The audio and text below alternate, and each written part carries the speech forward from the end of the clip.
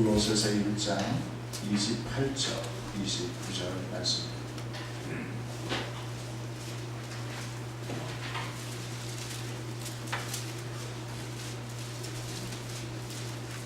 이제 봉독하겠습니다. 골로새서 1장 28절 29절 다 같이 한 목소리로 봉독하겠습니다.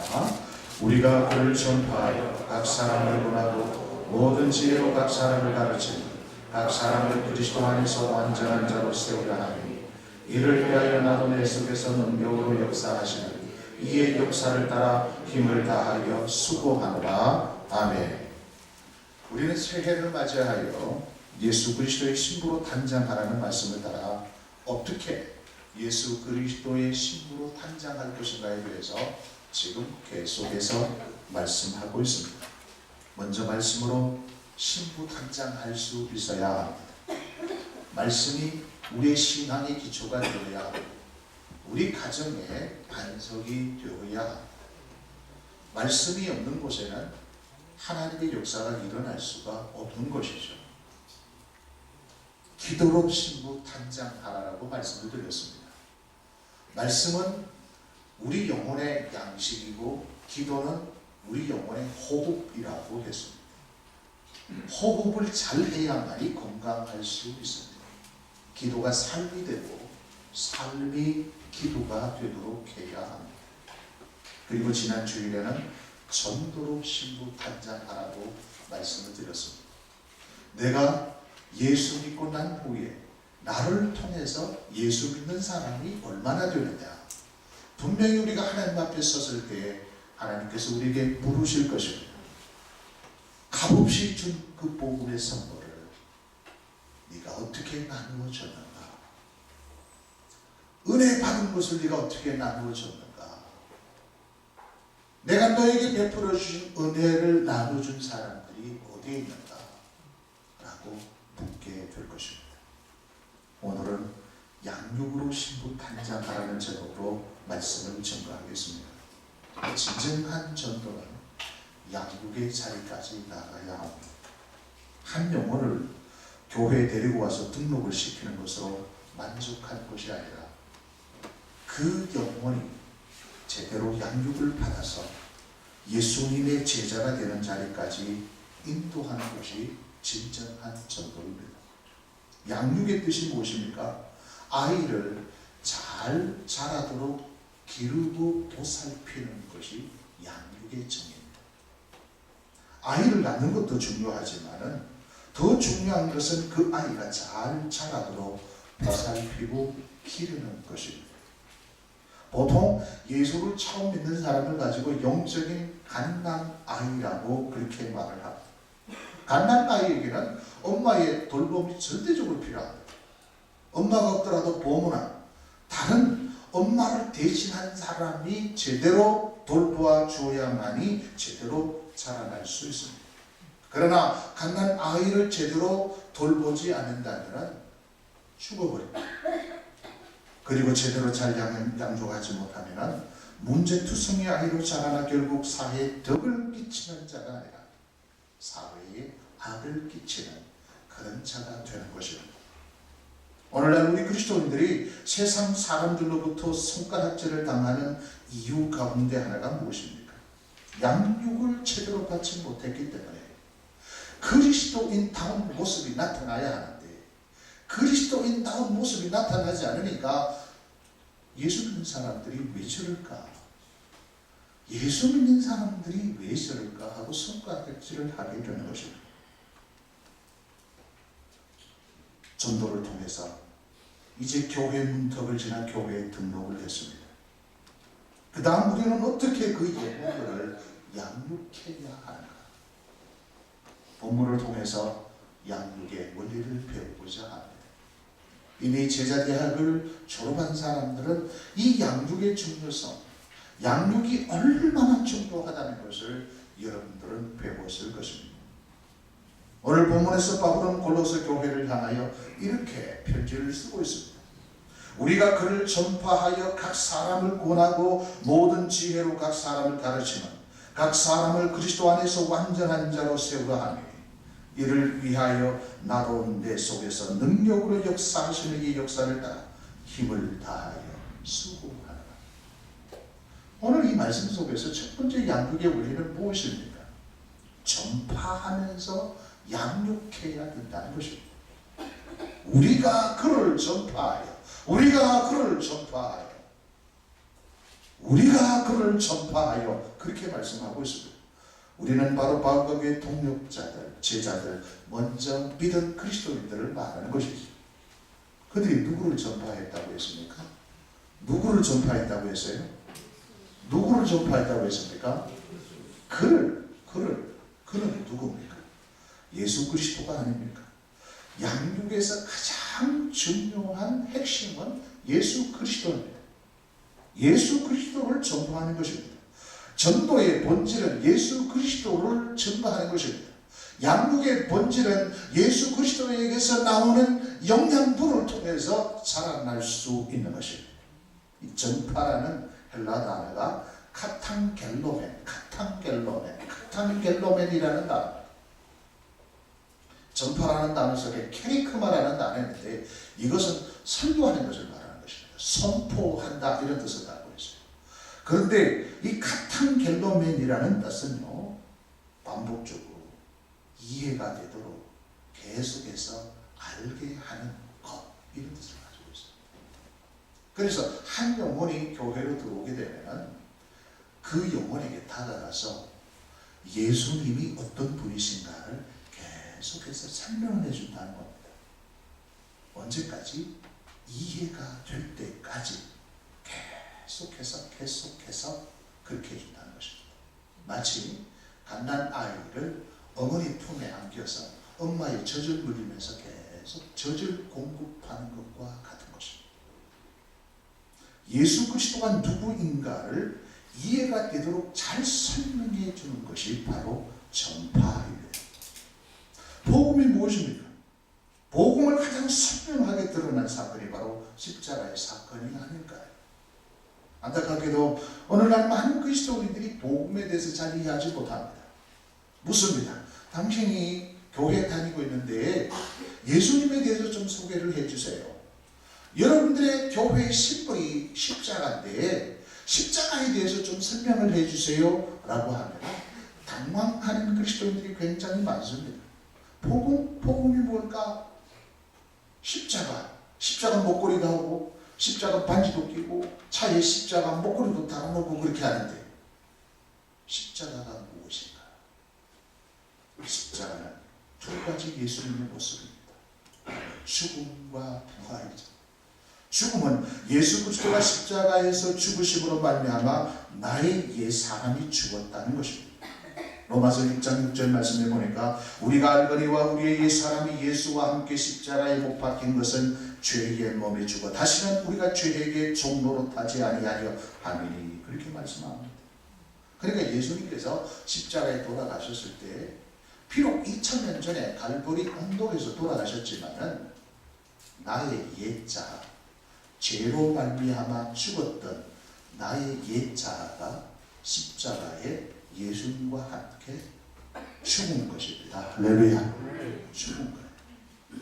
그래서 죄인된 나의 옛자가 예수 그리스도를 믿는 순간에 2000년 십자가의 그 사건으로 돌아가는 것입니다. 이게 신비예요. 이게 비밀인 것입니다. 우리의 옛사람이 예수와 함께 십자가에 죽게 한 이유가 무엇입니까? 더 이상 죄에게 종로로 타지 않기 위해서 그렇게 했다는 것입니다. 여전히 죄는요, 우리를 사망으로 몰아넣습니다. 죄의 싹은 사망이에요. 하나님 앞에 서는 사람은 의인이 설 수 있습니다. 죄 없는 사람이 설 수 있어요. 죄가 있는 사람은 하나님 앞에 설 수 없습니다. 그 죄 문제를 해결할 수 있는 유일한 방법은 예수밖에 없는 것입니다. 우리가 수십 년 동안 도를 닦는다고 해서 선을 행한다고 해서 그 죄 문제가 해결되는 것이 아니라 예수 그리스도를 믿음으로 말미암아 히브리서 9장에 있는 말씀처럼 단번에 그 죄가 해결된 것입니다. 십자가를 통해서 우리는 그것을 발견해야 하는 것이죠. 이걸 설명을 해줘야 된다는 것입니다. 그러면 두 번째 한 모습은 무엇입니까? 부활입니다. 부활은 예수 그리스도가 십자가에 죽으시고 3일 만에 다시 살아나시면서 우리도 함께 다시 살아나게 되었다는 것입니다. 십자가에서 함께 죽었습니다. 3일 만에 예수님께서 부활할 때 다시 우리도 새 사람으로 부활했다는 것이죠. 로마서 6장 8절에서 9절 말씀을 보니까 만일 우리가 그리스도와 함께 죽었으면 또한 그와 함께 살 줄을 믿노니 이는 그리스도께서 죽은 자 가운데서 살아나셨으며 다시 죽지 아니하시고 사망이 다시 그를 주장하지 못할 줄을 알미로라 그렇게 말씀하고 있습니다. 십자가에서 이 두 가지 사실을 믿는 사람이 그리스도인이라고 얘기하는 것입니다. 그래서 처음 예수를 믿기로 작정하고 교회에 오면 첫 번째 가르쳐 줘야 될 것이 바로 그를 전파하는. 그래서 그 사람이 복음을 제대로 이해할 수 있도록 십자가 목걸이를 하고 다니더라도 부끄럽지 않도록 그것을 얘기할 수 있는 사람이 되도록 해야 된다는 사실. 그 다음 두 번째, 각 사람을 권하여라는 단어가 나와요. 권면하다, 권하다. 이 권하다는 단어가 두네 툰테스라는 단어입니다. 이 단어의 의미는요, 깨우치게 하다라는 단어입니다. 우리가 어떤 사실을 아는 것으로 통해서 만족하면 안 돼. 아는 것을 깨우쳐야 돼. 깨우치는 것을 가지고 내 것으로 삼을 때 의식이라고 얘기합니다. 그래서 나라를 사랑하는 사람은 민족 의식이 있어요. 독립투사나 평범한 사람은 다릅니다. 독립투사들은 민족 의식이 있어요. 모든 사람들이 다 나라를 사랑하지만 특별히 나라를 사랑하는 사람들이 있어요. 한 가지 물어봅시다. 쓰레기 함부로 버리면 됩니까? 안 됩니까? 됩니다. 아니, 큰 소리로 대답해 보세요. 쓰레기 버리면 됩니까? 안 됩니까? 됩니다. 교통신호 어기면 됩니까? 안 됩니까? 됩니다. 큰 소리로 세금 떼먹으면 됩니까? 안 됩니까? 됩니다. 교회가 불법을 행하면 됩니까? 안 됩니까? 됩니다. 새치기 하면 됩니까? 안 됩니까? 휴게실에 가가지고 장애인 그 주차해놨는데 버젓이 주차하면 됩니까? 안 됩니까? 안 되죠. 이건 다 유치원 수준에 다 하는 내용이잖아요. 그런데 의식된 사람이 있고 의식되지 않는 사람이 있어요. 깨우쳐서 자기의 것으로 삼고 행동으로 옮기는 사람이 있고 그렇지 않은 사람이 있다는 것이에요. 그런데 우리는 멀쩡하게 생긴 사람이 새치기하고 많이 배운 사람이 세금을 탈세하고 안식을 쓰고 그렇게 하지 않습니까? 왜 그럴까요? 의식화되지 않았기 때문에 그렇습니다. 양육의 두 번째 단계가 뭐냐 하면 의식화시키는 것입니다. 의식화시키는 것입니다. 의식화시키는 것입니다. 예수 의식화를 시켜야 된다는 것이죠. 의식화되지 않으면 우리의 신앙은 습관입니다. 종교화가 될 수 있다는 것이죠. 그래서 삶 따로 내가 이 종교 생활하는 것은 항상 갭이 있습니다. 그래서 교회 밖에 나갈 때는 세상 사람들과 똑같습니다. 거의 똑같아요. 할 것 다 하고. 그러면 주일날 올 때는 다릅니다. 썬데이 크리스찬 모습으로 찾아옵니다. 거룩한 척. 그리고 교회 문 밖으로 나가면 늑대로 변한다는 사실이죠. 예수를 금방 믿었다고 해서 모든 것이 이해되어지는 것이 아닙니다. 우리가 처음 어떤 장소에 가서 모르는 사람을 만나게 되면 모든 것이 새롭고 서먹서먹하지 않습니까? 갓난 나이가 어느 정도 자라날 때까지 모든 것이 신기합니다. 그래서 아이들은 만지고 입으로 들어가는 것입니다. 만지고 입으로 들어가는 것이죠. 그래서 강한 아이가 돌이 지나면 이제 옹알이를 하고 일어서서 뒤뚱뒤뚱 하면서 걷기 시작합니다. 한마디의 말을 하기까지.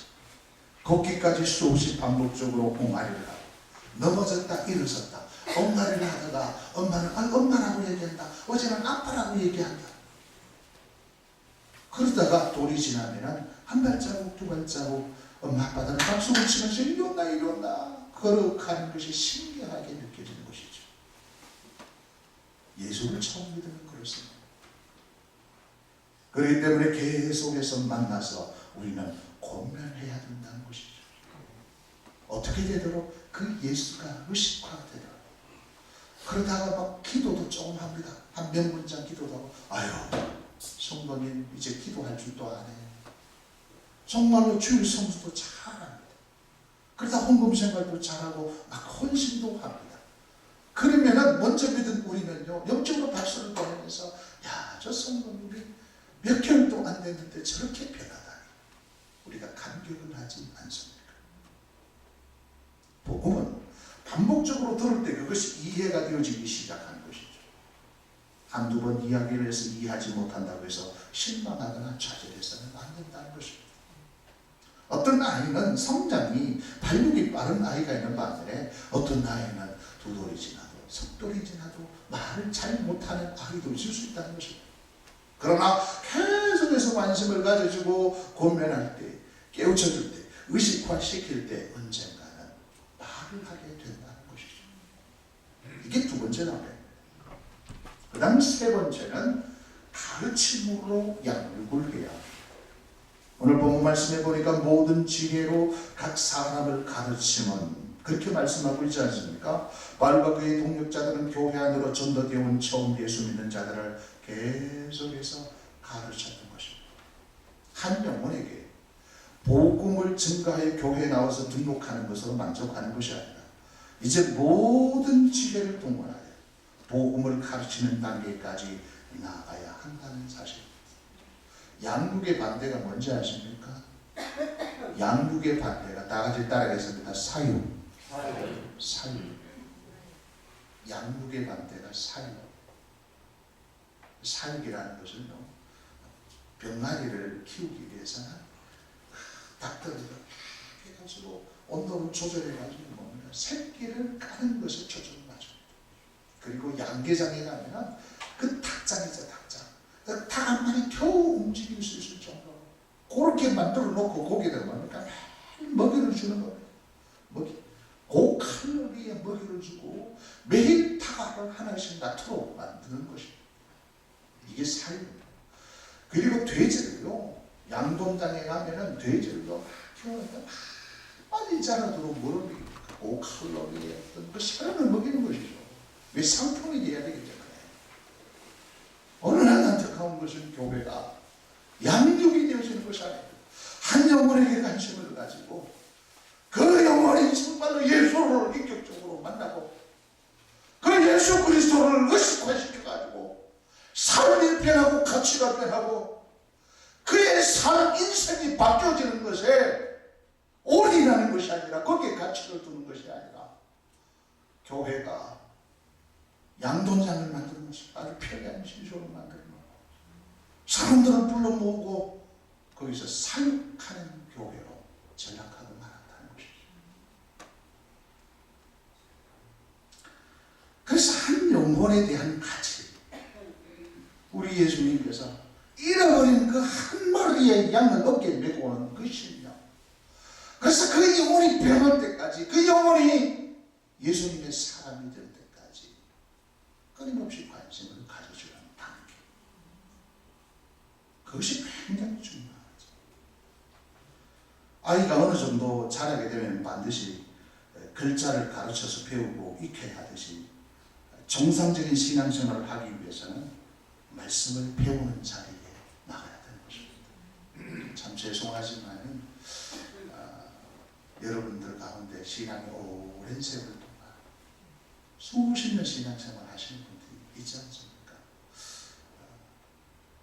우리가 텔레비전을 보면은 한 장소에서 음식점을 보통 한 20년, 30년 하게 되면은 소위 말해가지고 이렇게 독구이들이 생긴 거예요.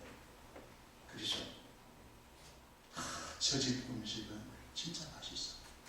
그래서 간판으로 한 자리에서 30년 동안 이 음식을 했습니다. 그래서 한 가지 분야에 보통 20년이 넘게 되면은 장인정신이 들어갑니다. 장인정신. 그래서 한 가지 음식을 가지고 수십 년 동안 그곳에서 장사를 했다고 생각을 해보세요. 얼마나 그 장비적실이 들어가 있겠습니까? 우리가 평생 예수를 믿었다면, 평생 내내 신앙생활을 했다면, 누군가가 나에게 당신 진짜 어떤 사람은 모태신앙 믿지 않습니까? 모태 엄마 뱃속에서 믿어가지고 80평생을 예수 믿었다면, 60평생을 예수 믿었다면, 50평생을 예수 믿었다면, 30평생을 예수 믿었다면 예수에 대한 이해가 있어야 되지 않겠어요? 밤새도록 예수에 대해서 얘기를 해도 샘물을 길어내듯이 내 속에 예수에 대한 이야기가 풍성해져야 되지 않을까. 눈만 감으면 그 예수, 눈만 감으면 10년 전에 일어났던 일, 20년 전에 일어났던 일들, 최근에 일어났던 지금 주님과 동행하는 삶의 그 역사 흔적이 있지 않을까요?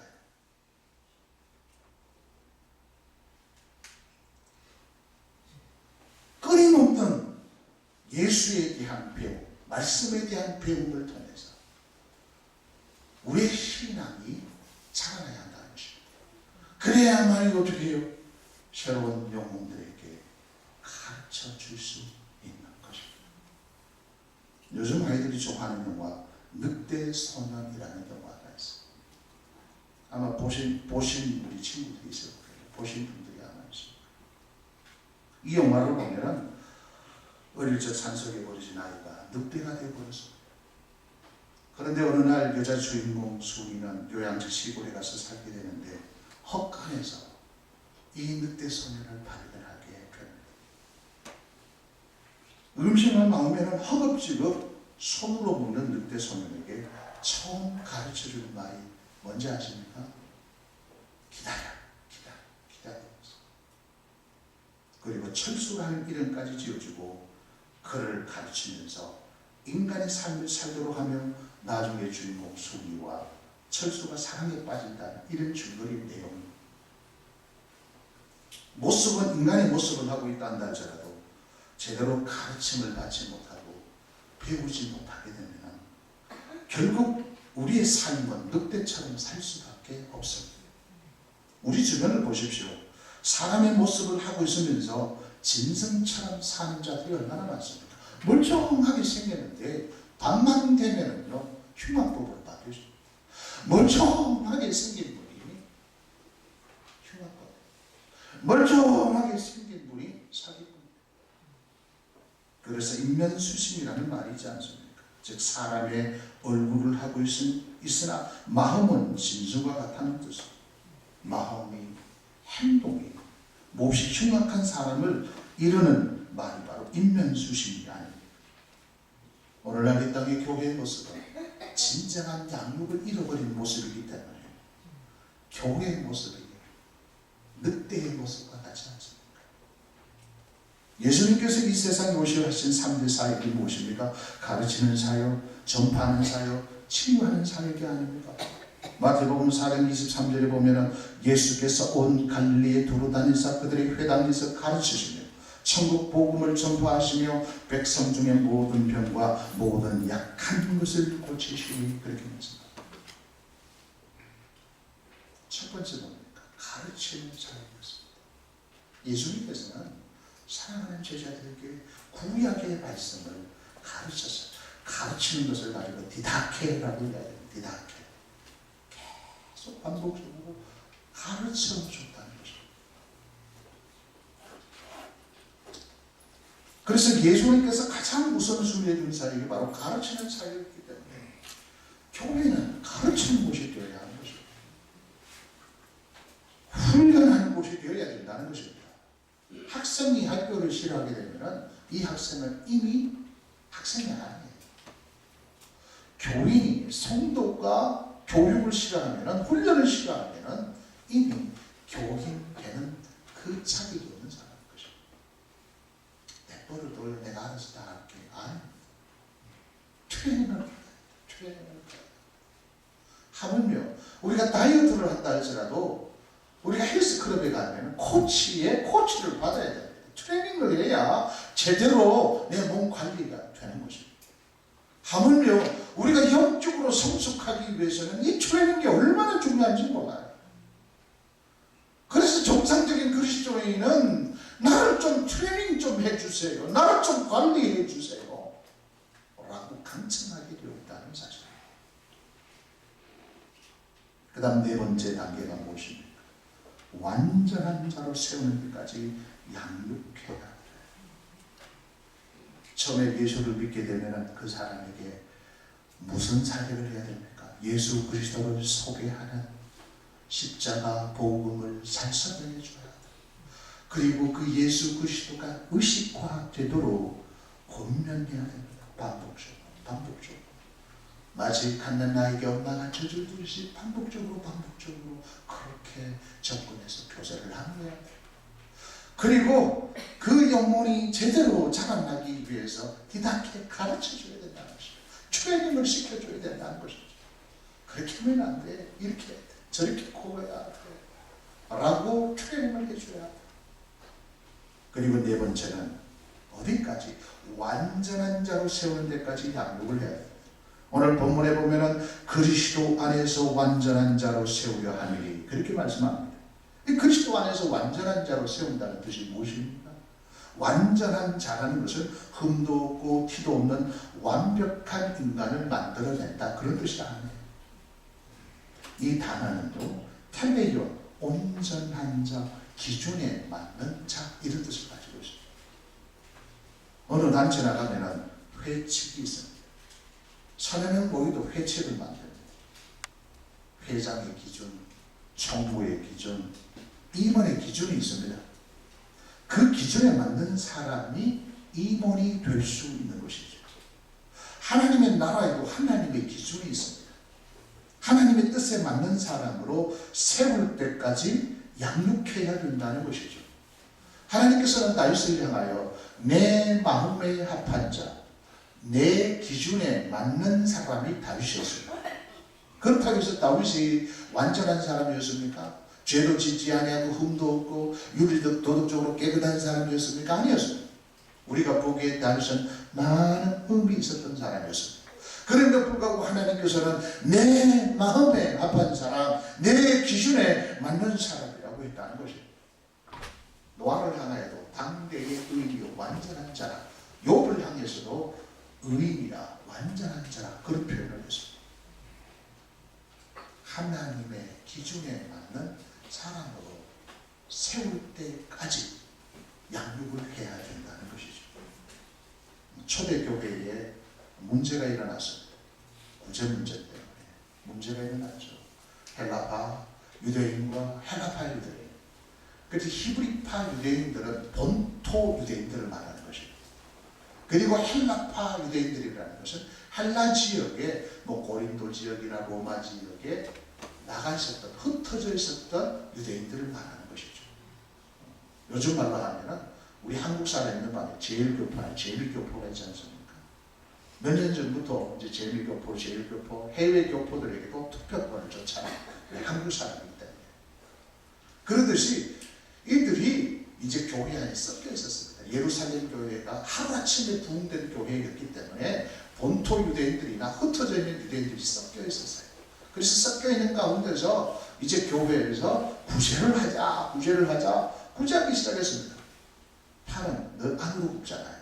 그래서 히브리파 유대인들이 자기 동족에게 더 많은 구제 행동을 하게 하도록 그렇게 했습니다. 그러나 헬라파 유대인들은 또 자기 해외에 나와 있는 그런 가난한 사람들에게 더 많은 구제를 시키기 위해서 이 정치력을 동원했던 것이죠. 그래서 교회 안에서 이 문제가 다 부딪히게 된 것이죠. 그래서 헬라파 유대인들과 히브리파 유대인들이 싸웠다는 것이죠. 그것을 누가 봤다는 거예요? 제자들이 보고 난 뒤에 이렇게 해서는 안 되고 우리 매일 성도들을 만나가지고 그 구제 신경 쓰다가 보니까 말씀과 기도와 말씀에 우리가 너무 등한시해서 바른 말씀을 선포하지 못하겠구나. 우리는 기도와 말씀에 전무하고 이 구제를 관리할 수 있는 집사를 뽑자. 7 집사를 뽑자. 그런데 그 7 집사를 뽑는 기준을 얘기합니다. 기준. 그 기준이 뭡니까? 사도행전 6장 3절에 보니까 형제들아 너희 가운데서 성령과 지혜가 충만하여 칭찬받는 사람 7을 택하라. 우리가 이 일을 그들에게 맡기고 그렇게 되어 있습니다. 여기 보면 성령이 충만하고 지혜가 충만하고 칭찬받는 사람, 나중에 보면 믿음이 있는 사람, 이 4가지 기준을 정해가지고 그 4가지 기준에 맞는 사람 7명을 선택해서 이 구제 일을 할 수 있도록 하는 것입니다. 예수 믿었다고 해서 완전한 인간이 되는 게 아닙니다. 물론 영적으로는 우리가 죄인에서 의인이 되지만은 윤리적 도덕적으로는 아직 문제가 많아요. 그렇지만은 우리가 보기에 참 저 사람은 참 은혜가 있는 사람이구나. 저 사람은 참 믿음이 있는 사람이구나. 저 사람은 진짜 덕을 붙이는 사람이구나. 저 사람은 본이 되는 사람이구나. 저 사람은 정말로 예수님의 제자처럼 예수님을 닮아가는 사람이구나. 그렇게 인정하는 사람이 있잖아요. 그렇죠? 우리 옆 사람, 앞 사람이라 쳐다보세요. 이 사람. 그런 사람 있는 사람 쳐다보세요. 네. 쳐다볼 때마다 당신은 진짜 온전한 사람. 그런 사람이 많아질 때 그 교회는 건강한 교회라고 할 수 있는 것입니다. 구름대처럼 올려왔어. 주변에 돌아보니까 진짜 너같이 예수 믿으면 난 예수 믿지 않겠다. 서로 속을 싸게. 어제 봤는데 어제 시내에서 보니까 담배를 두고 가던데 저 사람 어제 비틀비틀거리며 술 취했대. 이런 모습을 우리가 보여준다면 우리 서로 신앙생활을 해도 마음속 한 구석에는 씁쓸하지 않습니까? 목사님의 모습 속에 예수님의 모습을 발견해야 되는데 진짜 세상적인 비즈니스의 모습을 발견한다든지 돈을 받긴다든지 인간적인 욕심으로 가득 차 있다든지 이런 모습을 발견하게 된다면 여러분들이 얼마나 씁쓸하겠습니까? 사도 바울은 한 영혼에게 복음을 증거해서 그 영혼에게 십자가의 복음을 집어넣도록 권면해서 그 복음의 진리가 의식화되도록 했습니다. 모든 지혜를 다 동원해서 가르쳤고 온전한 자로 세움을 받을 때까지 이 바울은 양육에 최선을 다했다고 고백합니다. 29절 말씀을 한번 보십시오. 29절 말씀을 보십시오. 우리 다 같이 한 목소리로 봉독하겠습니다. 시작. 이를 위하여 나도 내 속에서 능력으로 역사하시는 이의 역사를 따라 힘을 다하여 수고하라. 한 영혼을 향한 끊임없는 사랑과 끊임없는 관심, 그를 예수 믿게 만들어가지고 그 속에 복음의 진리를 집어넣고 삶이 복음이 되고 복음이 삶이 되도록 그를 의식화시켜서 온전한 자로 세울 때까지 내 속에서 능력으로 역사하시는 이 역사를 따라 힘을 다해서 내가 수고했다. 한 영혼을 향한 바울의 이 짧은 문장 속에서 그의 영성을 발견할 수 있지 않습니까? 다른 구절에 보면은 더 우리가 심층적으로 구체적으로 바울이 어떻게 한 영혼을 향하여 이렇게 뜨겁게 양육했는가. 첫 번째는요, 이 바울은요, 큰 어미의 심령, 아비의 심령을 가지고 있었어요.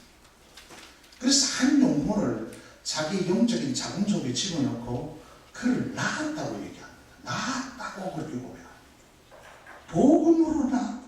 고린도전서 4장 15절에 보니까 그리스도 안에서 1만 스승이 있으되 아버지는 많지 아니하니 그리스도 예수 안에서 내가 복음으로서 너희를 낳았으리라. 복음을 통해서 너희를 낳았다. 그렇게 합니다. 나의 사랑이 뭐냐 하면 슈터록의 사랑, 혈연의 사랑, 혈연의 사랑. 어머니의 사랑은 위대하지 않습니까? 그 남자들이 청년들이 군대에 가면은요, 그 각계 전투가 있습니다. 마지막 훈련 중에 각계 전투가 있는데 이렇게 여러 가지 운동해가지고 정상에 다 올라가지고 각계 전투를 마쳤을 때 교관이 얘기합니다. 마지막으로 이름을 불러라. 부르고 싶은 사람의 이름을 불러라. 거의 한 80 8, 90%가 아마네 이렇게 외칩니다. 아버지 외치는 사람 없어요. 아버지라고 외치는 사람 없습니다. 가끔가다 애인 이름만 부르는다. 전부 어머니, 아버지라고 외칩니다. 그게 스트로크의 핏줄이 어머니하고 되게 어머니가 나를 낳게 돼요. 그래서 어머니의 사랑은요, 죽음을 이길 수 있어요. 몇 년 전에 가서 차창에 지진이 일어났을 때 그 한 어머니는 아이를 이렇게 품고 아이를 품었어요. 그러니까 아이를 살리기 위해서 자기를 희생하는 그 어머니의 사랑, 죽음의 사랑. 그래서 바울은 한 영혼을 낳기 위해서 정말 스토록의 그 사랑을 어머니와 같은 아비와 같은 그런 심정으로 영혼을 낳았다는 것입니다. 그 다음에는 두 번째 이 바울은요, 자녀를 기르듯이 길렀어요. 데살로니가전서 2장 11절에 보니까 너희는 아는 바와 같이 우리가 너희 각 사람에게 아버지가 자기 자녀에게 하듯 권면하고 위로하고 경계하노니 이렇게 말씀합니다.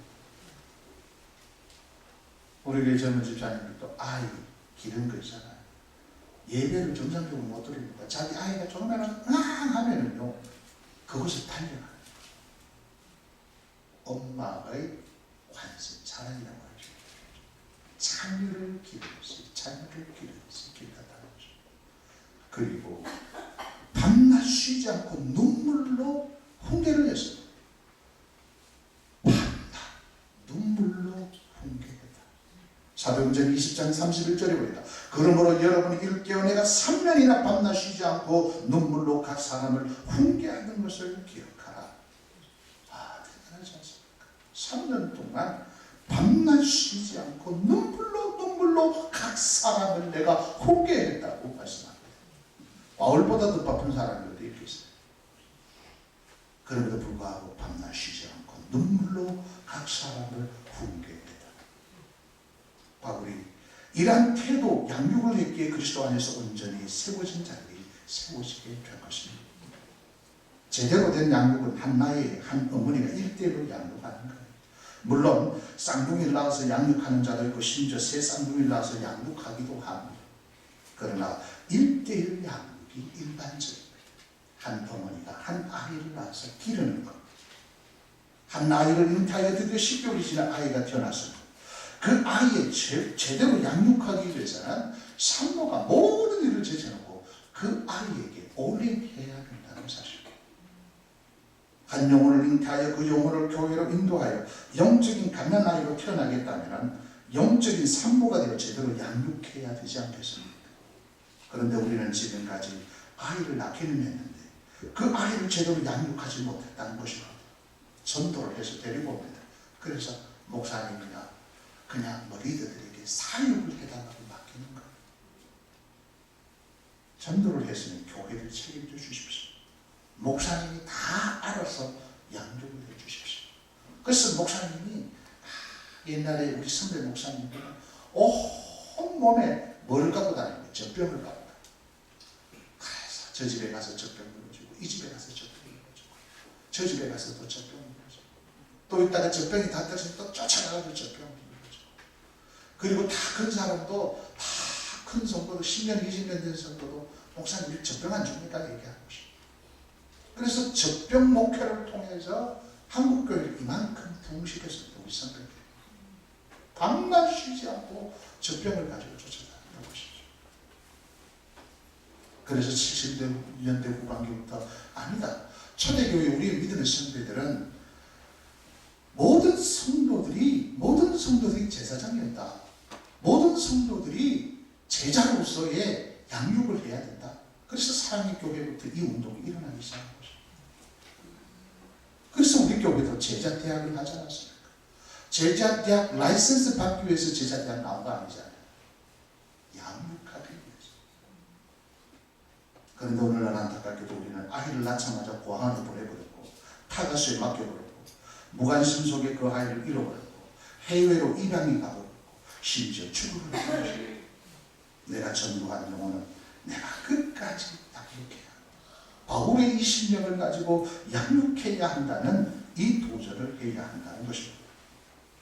사랑하는 성도 여러분, 바울의 양육의 권리를 배우셔서 한 영혼을 잉태하여 그 영혼을 믿음으로 낳아서 제대로 양육을 한번 해야겠다는 도전을 하시길 바랍니다.